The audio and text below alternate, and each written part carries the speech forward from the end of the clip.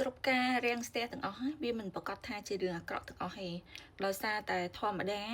គ្រប់ការរាំងស្ទះទាំងអស់វាអាចនឹងកំពុងតែពន្យាពេលរបស់អ្នកត្រូវចាប់ផ្ដើមធ្វើរឿងអ្វីមួយមែនតែដោយសារតែរឿងដែលអ្នកត្រូវធ្វើនៅពីខាងមុខហ្នឹងវាអាចនឹងមានឧបសគ្គច្រើនឬមួយក៏វាអាចនឹងមានផលប៉ះពាល់ដល់អ្នកទាំងអស់គ្នានៅថ្ងៃអនាគតអញ្ចឹងហើយការពន្យាពេលមិនប្រកាសថាជារឿងអាក្រក់ទាំងអស់ទេគឺវាអាចជួយការពារអ្នកបានឲ្យជៀសរាល់ផុតពីបញ្ហាដែលត្រូវប្រឈមមុខដែលធ្ងន់ធ្ងរជាងមុន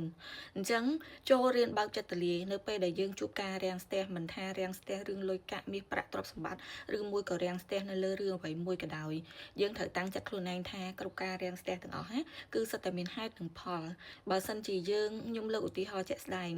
បើសិនជាយើងចង់បើកដំណើរការរកស៊ីអ្វីមួយនៅថ្ងៃអនាគតតែយើងនៅថ្ងៃអនាគតហ្នឹងយើងអត់ទាន់ច្បាស់លាស់ខ្លួនឯងទេថាយើងអាចធ្វើបានកម្រិតណាស្រាប់តាមពេលហ្នឹងយើងគិតថាអារម្មណ៍យើងមួយឆាវយើងចង់ធ្វើតែផ្ទុយទៅវិញវាតែងតែមានសកម្មភាពអ្វីមួយដែលព្យាយាមតាមបង្អាក់អ្នកដើម្បីអត់ឲ្យអ្នកបានធ្វើរឿងនឹងជោគជ័យ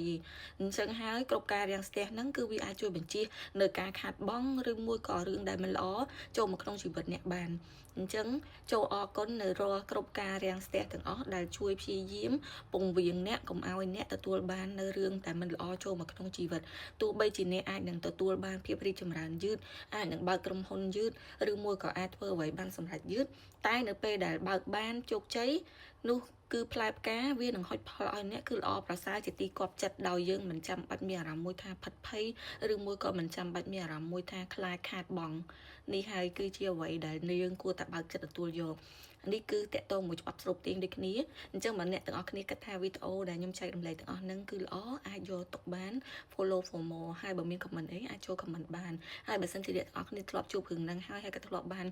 ទទួលផ្លែផ្ការួចហើយក៏អាចចូល comment បង្ហាញប្រាប់ដែរដោយសារតែនេះក៏ជាការលើកទឹកចិត្តមួយសម្រាប់អ្នកដែលគាត់កំពុងជួបការរាំងស្ទះទាំងអស់គ្នាផងដែរអរគុណ